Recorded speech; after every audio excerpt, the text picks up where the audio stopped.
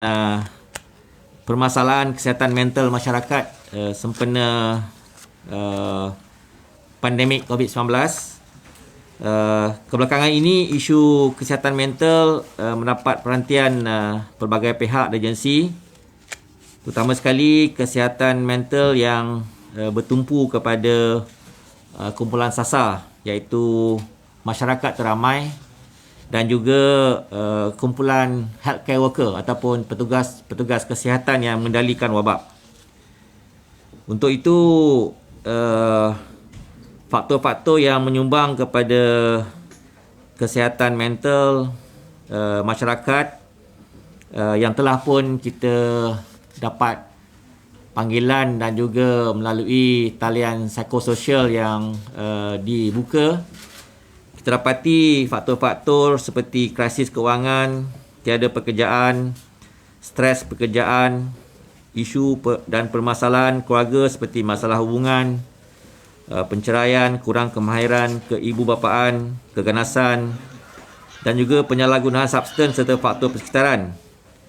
Ini merupakan perkara yang telah pun kita kesan, dan untuk itu daripada 1 Januari hingga 21 Mei 2021, talian bantuan sokongan psikososial oleh KKM dan juga Mercy Malaysia serta talian kasih dan juga KSK JAKIM telah menerima sejumlah 101,150 panggilan, dan di mana 91.2% daripada isu yang diutarakan adalah yang memerlukan sokongan emosi dan kaunseling. Seperti mana saya nyatakan tadi, faktor-faktor seperti stres keterlaluan, murung, hilang harapan untuk menerus kehidupan, ada yang hilang sumber pendapatan, kewangan, perselisihan pasangan atau keluarga, stigma terhadap jangkitan dan kurang akses terhadap bantuan dalam fasa PKP. Justru itu pada 25 Mei yang lepas, saya telah pun mempengusikan mesyuarat Majlis Penasihat Promosi Kesihatan Mental, yang mana ahli-ahli majlis penasihat telah pun memberi banyak pandangan. Antaranya ialah tentang support psikososial kepada healthcare worker. Pada saya di sini ada data yang kita nyatakan, iaitu untuk tarikh 25 Mac 2020 tahun lepas sehingga Disember 2020, kita telah pun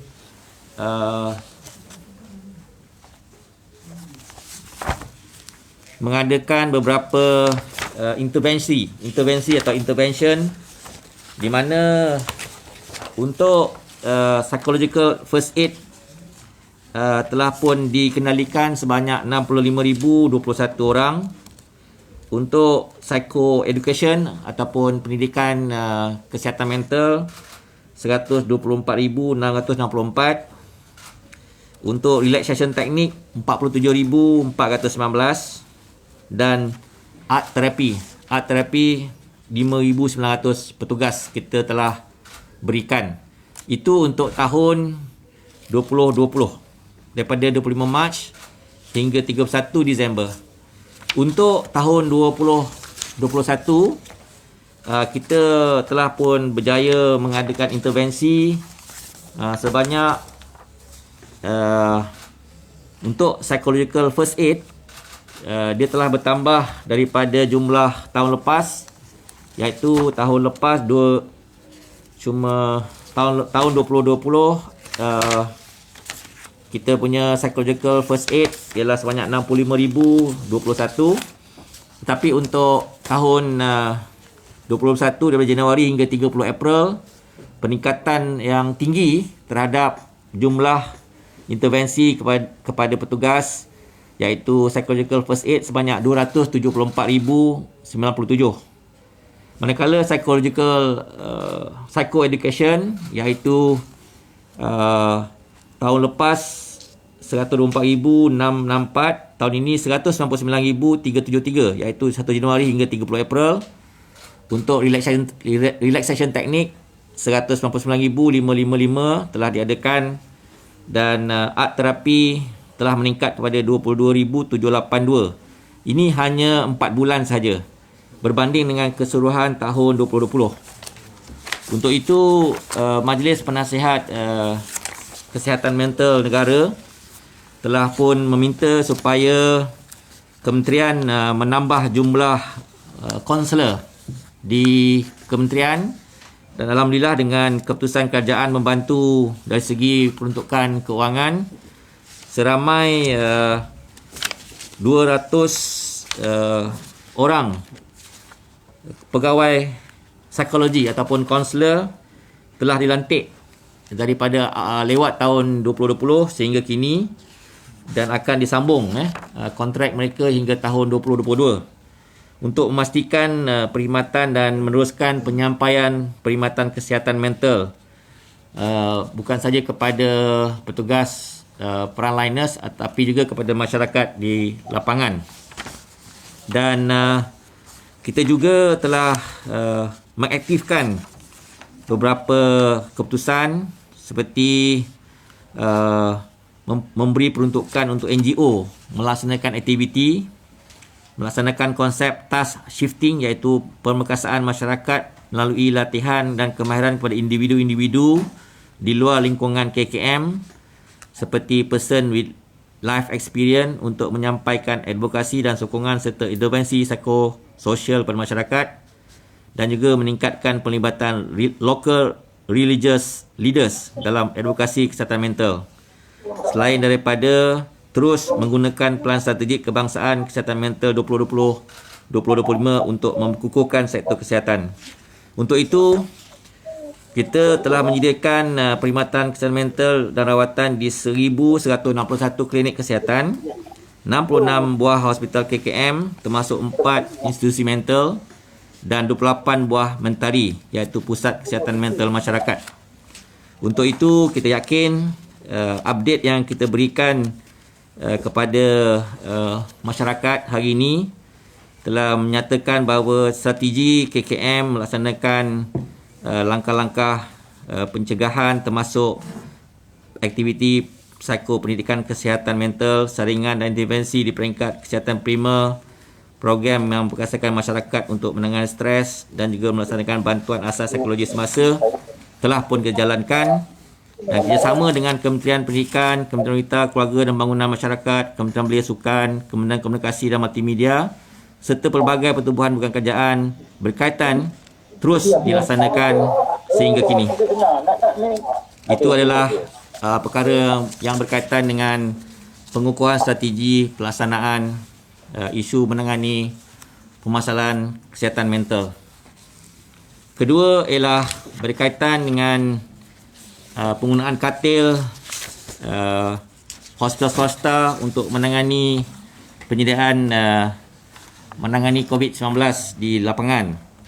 Saya ingin mengucapkan terima kasih kepada Unified Command Center iaitu UCC yang ditubuhkan di Lembah Kelang, yang mana diketuai oleh Pengarah Jabatan Kesihatan Negeri Negeri Selangor, Datuk Indra Syari, kerana berjaya mendapatkan jumlah yang meningkat untuk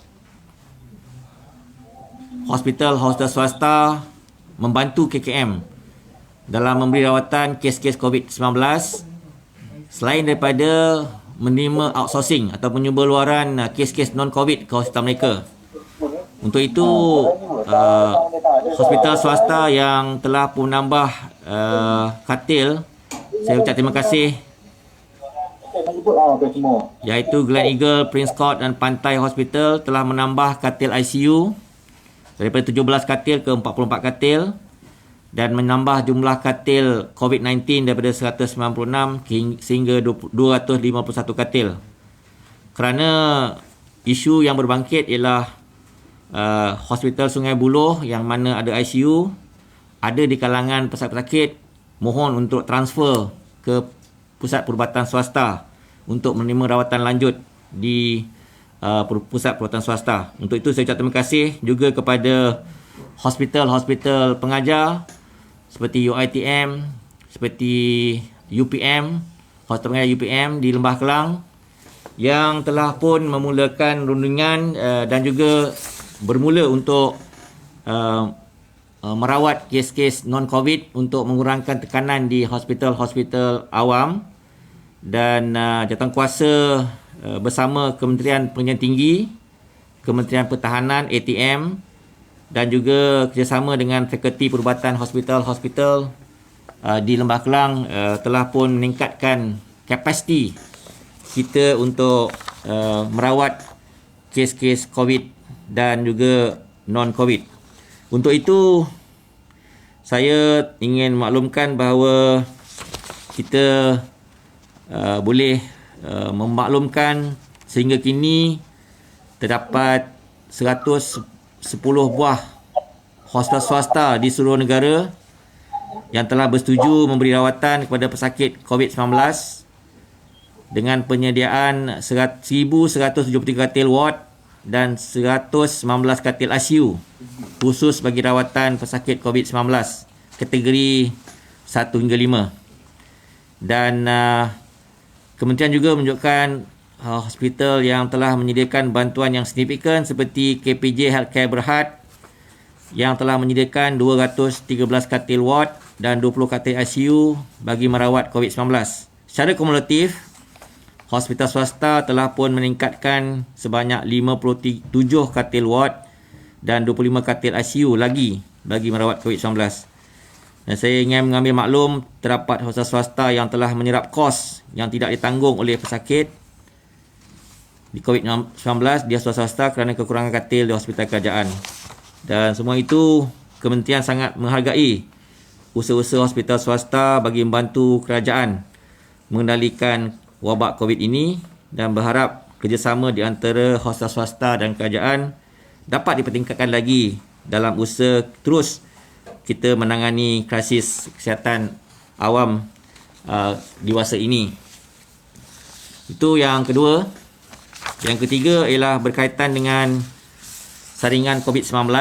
Ada kaitan dengan penggunaan kit ujian ILEO untuk self-test dan penggunaan ujian pernafasan. Untuk makluman, KKM buat masa ini sedang terus mempergiatkan saringan bagi pengesanan dan pengasingan awal kes COVID-19, rawatan dan pemantauan.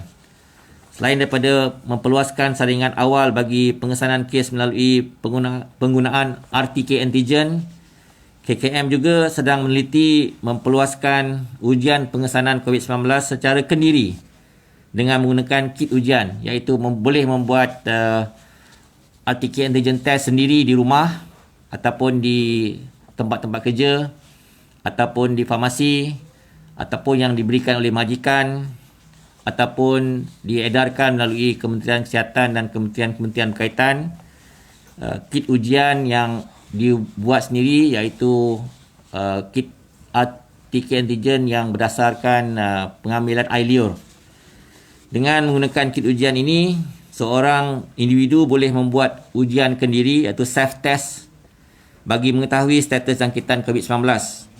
Selanjutnya, mereka yang bergejala tentu sekali boleh bermanfaat dengan kaedah ini.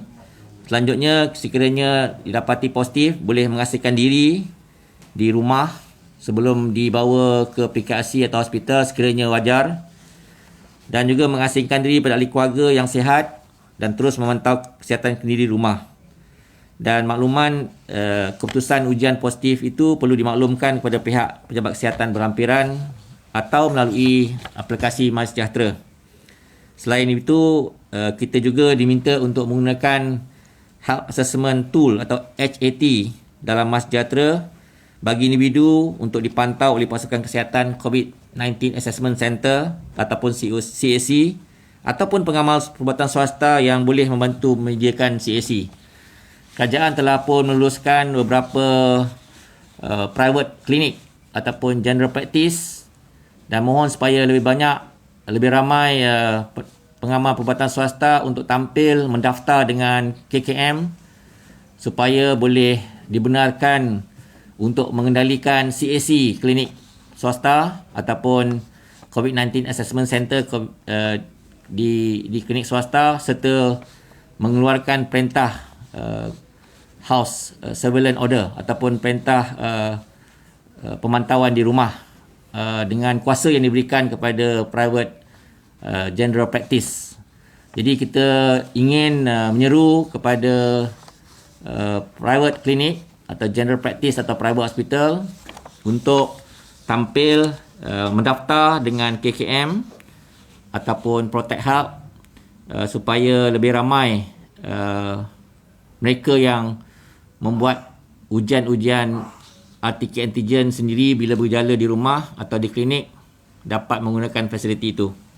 Akhir sekali ialah berkaitan dengan penggunaan kit yang baru ini tular iaitu berkaitan dengan ujian breathonic iaitu satu alat pernafasan yang boleh mengesan COVID-19 virus. Kita di kementerian ada maklum tentang alat ujian pernafasan breathonic. Setakat ini kita dalam proses untuk menerima permohonan dan kita ada satu agensi yang dipanggil Medical Device Agency Authority ataupun Medical Device Authority yang boleh menerima permohonan untuk menjalankan ujian klinikal serta kelulusan, dan setelah selesai kelulusan mana-mana permohonan boleh kita gunakan alat tersebut di negara kita.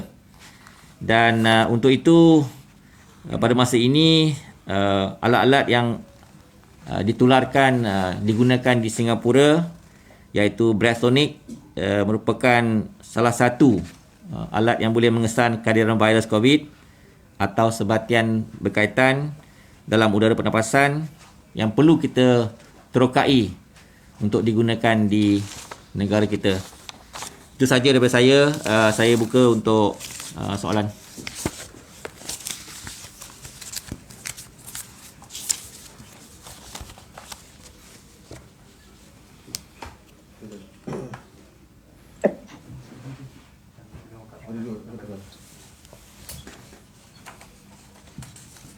Media Prima. Ya, sila Media Prima. Assalamualaikum Datuk Sri. Ya. Datuk Sri, ada soalan di sini berkenaan dengan alat pernafasan kesan COVID tu. Ya. Bila dihantar kepada Medical Device Authority, bila dihantar untuk proses permohonan atau kelulusan tersebut? Dan soalan kedua saya, setakat ni bagaimana dengan kapasiti penggunaan katil di hospital awam? Adakah negara akan mengalami kelumpuhan dari sudut fasiliti kesihatan ini jika kes COVID sekarang ini berada pada 7,000 dalam beberapa minggu akan datang? Baik, terima kasih Datuk Sri. Ya, terima kasih. MDA ataupun Medical Device Authority telah membuat carian di laman sesawang Badan Regulatory Luar Negara dan mendapati Health Science Authority ataupun HSA Singapura dan Therapeutic Goods Administration ataupun TGA Australia hanya membenarkan penggunaan kit ujian COVID-19 untuk professional use saja. Manakala Food and Drug Administration ataupun FDA Amerika Syarikat membenarkan penggunaan self test bagi ujian satu kit ujian COVID-19, tetapi kita masih lagi menunggu supaya pihak Medical Device Authority boleh meluluskan permohonan-permohonan daripada pembekal, dan selepas itu kita boleh teroka untuk digunakan pengujian sampel COVID-19 menggunakan kaedah pernafasan yang dilihat lebih mudah bila masa dan ketika sampai. Kedua ialah berkaitan dengan katil-katil kesihatan awam di negara kita. Data daripada seluruh negara kita dapati bahawa jumlah katil pesakit yang kita sediakan di seluruh negara tak termasuk negeri-negeri yang tinggi kadar jangkitan, iaitu sebanyak 25,605 katil. Dan jumlah pesakit yang ada di hospital ataupun tempat rawatan kita ialah 18,125 untuk 26 Mei. Dan ada juga negeri-negeri di mana penggunaan katil telah mencapai had maksima seperti di Johor, di Terengganu, di Kelantan, di Sarawak dan juga tentu sekali di Selangor serta Lembah Kelang. Untuk itu, kita telah pun menjalankan aktiviti repurposing ward-ward yang sekarang merawat kes-kes bukan COVID di-convert kepada ward-ward rawatan COVID. Juga penambahan katil-katil critical cases di ICU menggunakan ward yang telah di-repurpose. Dan usaha ini telah pun menambahkan jumlah katil di Lembah Kelang dan juga di Selangor. Dan kita telah berjaya juga meningkatkan kapasiti human resource ataupun petugas-petugas yang mahir mengendalikan kes-kes COVID-19 di lapangan, di hospital. Dan untuk itu, kita juga tadi dah maklum kerjasama dengan hospital pengajar, iaitu Hospital Pengajar UiTM, Hospital Pengajar UPM selain daripada Pusat Perubatan Nusa Melaya dan HUKM. Kita juga mendapat kelulusan secara bersyarat oleh kerajaan untuk mengguna Pusat Pakar Kanak-kanak HUKM yang mana boleh kita gunakan untuk merawat kes-kes COVID. Untuk itu, kenyataan yang kita boleh lihat di sini bahawa kes-kes yang keboleh jangkitannya meningkat sejak hari ini, iaitu telah meningkat jumlah kes-kes setiap hari, akan sampai ke titik kritikal,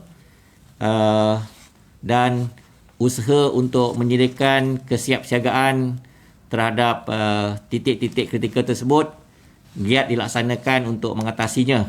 Untuk itu, kaedah repurpose dan juga kerjasama dengan hospital swasta serta pusat-pusat pengajar hospital universiti dilaksanakan.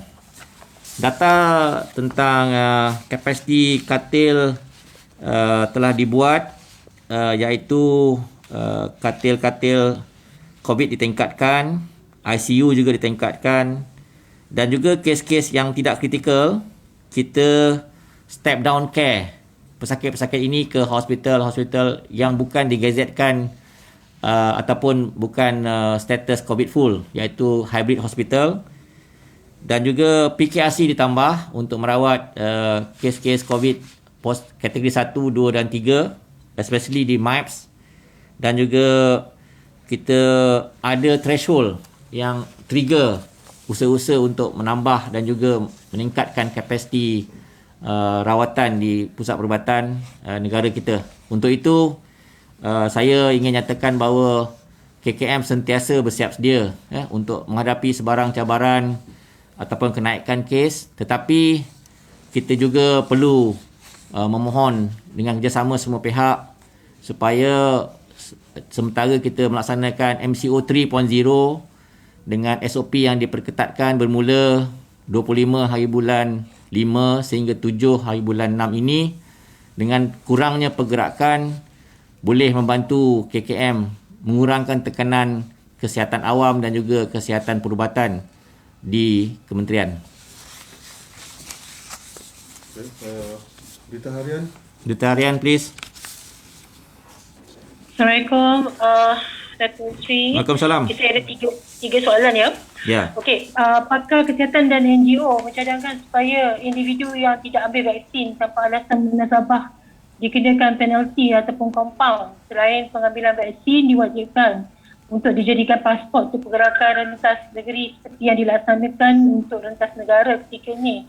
Adakah ini mungkin menjadi pilihan kerajaan? Jika lebih 20,000 individu dikesan tidak hadir mendapatkan vaksin di PPV di Kedah dan Kelantan seperti dilaporkan sebelum ni. Dan selain tu ada tak laporan orang yang tak datang dari negeri lain seperti PPV. Soalan kedua, berapa banyak kes jangkitan COVID dalam kalangan kanak-kanak bawah usia 2 tahun. Dan kemudian setakat semalam Malaysia melaporkan 205.10 kes COVID per 1 juta penduduk berbanding 171.99 per 1 juta penduduk di India. Boleh Datuk Seri komen on this, terutama kes yang dilihat semakin meningkat sejak akhir ini, dan adakah sekatan tambahan PKP yang dikenakan bermula 25 Mei hari itu boleh mengurangkan kes harian dalam tempoh 2 minggu ni? Terima kasih. Terima kasih. Saya jawab yang berkaitan dengan kes-kes yang direkodkan seolah-olah tinggi. Saya nak maklumkan kita lihat kepada weekly rate COVID-19 cases untuk Malaysia bagi Epic Week 20 dulu iaitu untuk Epic Week ke-20 38,785 cases average seminggu itu, dan kita bagikan dengan 32,700,000 rakyat Malaysia kali dengan 1 juta populasi, kita dapat 1,186 cases per million population. Kalau kita calculate cumulative infection rate di Malaysia, total cumulative bagi dengan Malaysian population kali dengan 1 juta pada 26 Mei iaitu 533,367 cumulative case dibahagi dengan 32,700,000 Malaysian population kali 1 juta populasi, dia akan melihatkan angka 16,286 cases per million population. Untuk itu, by cumulative number COVID-19 case, kita adalah di takat lebih daripada 16,000 per million. Walaupun kita lihat kepada Epic Week ke-20 dahulu, iaitu kita cuma berada dalam prevalence 1,186 per million population. Maknanya kadar jangkitan COVID-19 mengikut Epic Week adalah tepat berbanding dengan apa yang telah pun ditunjukkan oleh data-data daripada pemberi data antarabangsa. Untuk itu kita terus bersiap sedia memastikan perjalanan MCO 3.0 dengan SOP diperketatkan yang dimulakan baru beberapa hari yang lepas sehingga 7/5 ini dapat terus memutuskan rantaian penularan COVID-19. Kebimbangan kita ialah varian-varian baru yang telah pun berada dalam komuniti, dan kita telah melaksanakan 488 jujukan genom dalam kita mencari ataupun mengesan menyelidik keadaan varian. Dan daripada 488 jujukan genom tersebut, kita ada dapati varian-varian South Africa, varian UK, varian daripada India dan varian Nigeria yang ada dalam negara kita, yang perlu kita juga lihat kaedah dan juga langkah-langkah seperti yang dimaklumkan tadi, iaitu kita mesti buat mass testing. Kita mesti buat kaedah ujian secara massal untuk mengesan kes-kes yang mungkin tidak dikesan ataupun tiada kaitan dengan Epic Link ataupun tidak ada link dengan kluster-kluster yang kita kesan. Untuk itu, kita yakin dengan langkah-langkah tersebut, selain daripada vaksinasi wajib yang dicadangkan serta penalti kepada mereka yang tak hadir, kita akan bincang dalam JKJAV dan CITF kerana makluman perlu diberi pada masyarakat. Vaksin ini diberi percuma dan dia dilaksanakan secara berfasa, dan KKM bertanggungjawab memperolehi vaksin, dan kita ada jadual-jadual penghantaran daripada calon-calon vaksin yang kita telah procure, iaitu daripada Astra melalui COVAX Facility, Pfizer daripada pengedar yang berbengkalan di Belgium, Perth, Belgium, Sinovac yang menggunakan pharma niaga untuk buat fill and finish, serta vaksin Pfizer daripada pembekal Pfizer sendiri. Dan kita masih menunggu lagi bekalan vaksin daripada CanSino dan juga Gamaleya Sputnik, dan kita yakin pemberian vaksin akan lebih rancak apabila kita dapat bekalan yang lebih pada bermula bulan Jun dan Julai seperti mana yang diumumkan oleh Menteri Koordinator Vaksin 19.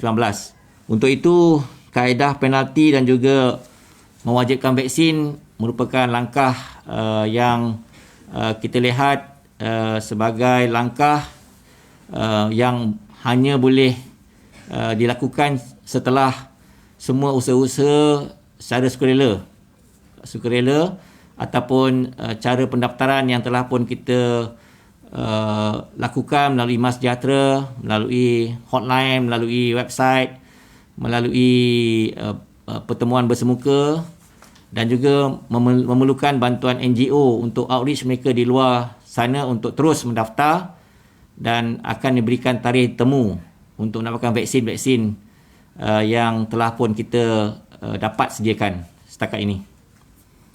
Untuk kanak-kanak yang berumur 2 tahun ke bawah, saya akan dapatkan data itu kemudian.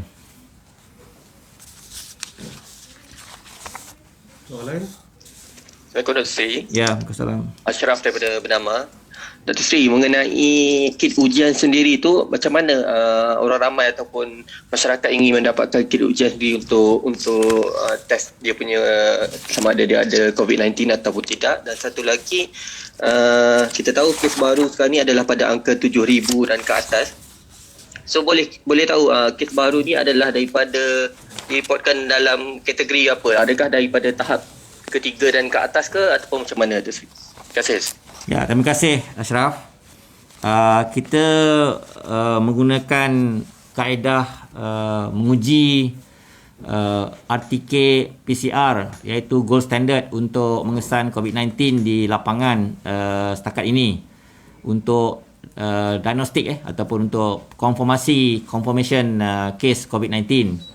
Untuk kes-kes saringan, ada ujian menggunakan RTK antigen di beberapa negeri yang telah pun mengeluarkan saranan untuk mengadakan sendiri bersama dengan KKM. Selain daripada usaha Perkeso yang menggunakan RTK antigen pada Januari hingga akhir Mac yang lepas, menggunakan RTK antigen, serta prevalent yang tinggi di kawasan-kawasan wabak, kita menggunakan test kit RTK antigen untuk saringan. Untuk itu kita telah pun berusaha supaya lebih ramai orang boleh membuat ujian COVID-19 sendiri.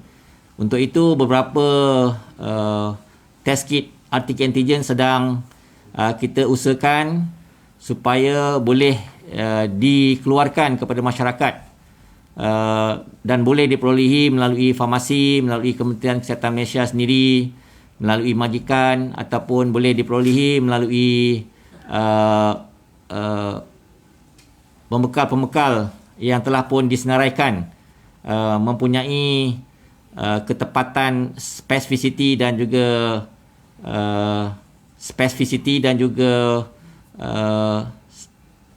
dia ada dua, spesifisiti dan juga spesifik dan sensitivity yang tepat untuk RTK antigen. Untuk itu selain daripada menggunakan teknik nasal pharyngeal swab untuk mengadakan ujian RTK antigen, kerajaan melalui KKM mengusahakan supaya ujian pantas RTK antigen menggunakan air liur, iaitu sampel-sampel air liur yang boleh dibuat sendiri di rumah.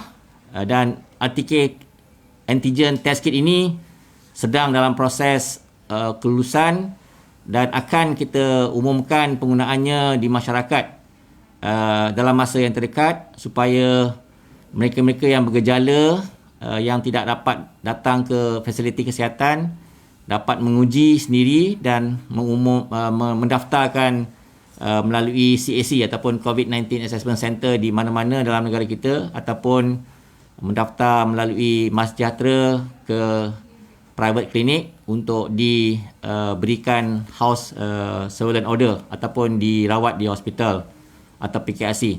Untuk itu kit ujian RT antigen menggunakan ILO sampel paling mudah, sedang dalam proses untuk kita laksanakan ujian di Kendiri ataupun boleh diusahakan sendiri.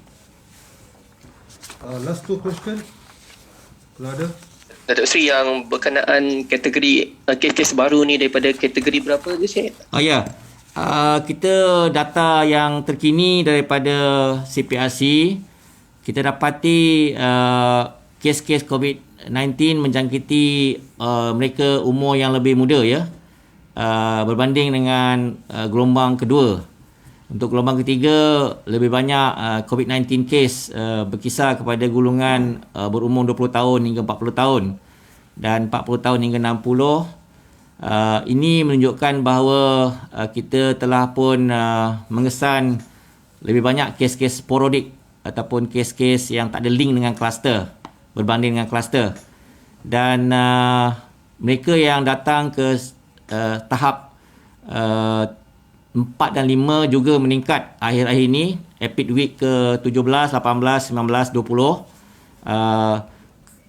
Kehadiran mereka yang berada di stage 4 dan 5 kebelakangan ini meningkat kepada 15% berbanding dahulu hanya 5%. Untuk itu kita ingin memberi saranan kepada mereka yang dijangkiti COVID-19 supaya sentiasa berwaspada. Sekiranya mereka berada di hospital atau PKRC, kita akan monitor. Bagi mereka yang berada di rumah ataupun didapati tidak bergejala di peringkat awal tetapi terus ke stage 4 and 5, segera datang ke atau menghubungi fasiliti kesihatan kita. Thank you. Soalan terakhir kalau ada. Last question. Siapa lagi?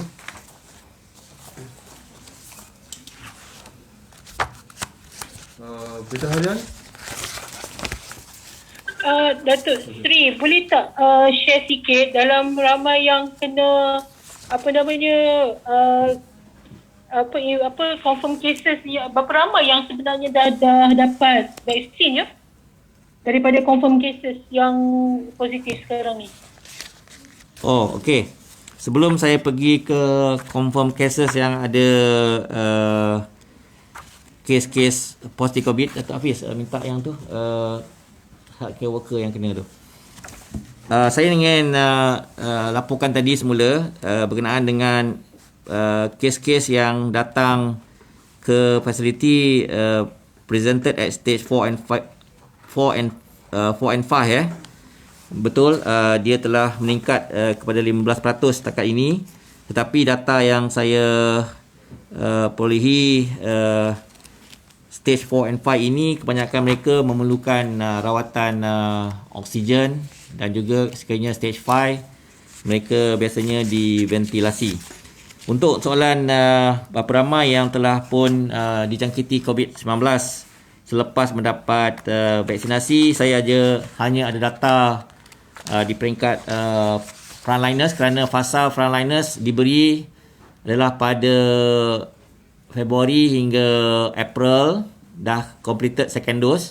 Sekarang bulan Mei kepada fasa kedua, iaitu mereka yang berumur 60 tahun ke atas dan juga yang mempunyai komorbiditi. Untuk jumlah mereka yang dijangkiti COVID-19 selepas mendapat vaksinasi COVID-19, sama ada single dose ataupun dos kedua, kita dapati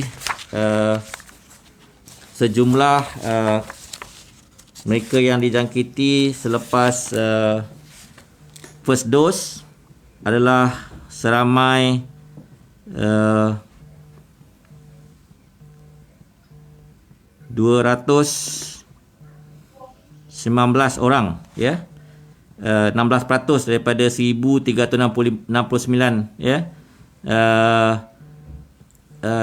Healthcare worker yang direkodkan mendapat vaksinasi. Untuk mereka yang dapat second dose lepas 14 hari, seramai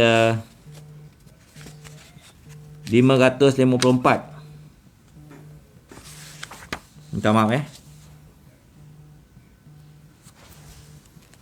Okey, saya ada data ni. Untuk untuk healthcare worker yang mendapat COVID-19 selepas first dose, selepas second dose yang tidak vaccinated Jadi setakat ini seramai 1369 orang frontliners ataupun mereka yang telah mendapat vaksin atau tidak mendapat vaksin yang dijangkiti COVID, iaitu 1369 orang. Mereka yang lepas first dose dijangkiti COVID-19 ialah 219 orang. Lepas second dose kurang 14 hari, iaitu seramai 554 orang. Dan selepas second dose lebih daripada kurang daripada 14 hari, 97 orang Dan petugas kesihatan yang tidak vaksinate dapat rekodkan dijangkiti COVID-19 ialah seramai 499. Ini total healthcare worker yang telah pun direkodkan dijangkiti COVID-19 sepanjang gelombang ketiga. Untuk negeri yang paling ramai healthcare worker yang dijangkiti COVID ialah negeri Selangor, Kelantan dan Kedah. Untuk itu mereka datang kebanyakan dengan simptom, kebanyakan yang kes-kes yang pada healthcare worker yang dijangkiti COVID bersimptom. Dan simptom mereka tidak tinggi, tidak teruk berbanding mereka yang tidak menerima vaksinasi, kerana perlindungan telah diberikan kepada mereka sama ada dos pertama atau dos kedua. Alright, pertanyaan tadi. Terima kasih kepada rakan media semua. Untuk data nanti pihak yang bertanya tadi boleh dapatkan daripada Encik Isa supaya jumlah yang saya beritahu tadi ada data ni supaya dapat direkodkan. Terima kasih. Baiklah. Okey, terima kasih kepada semua rakan media. InsyaAllah kita akan berjumpa di lain sidang media. Assalamualaikum warahmatullahi wabarakatuh daripada KKM.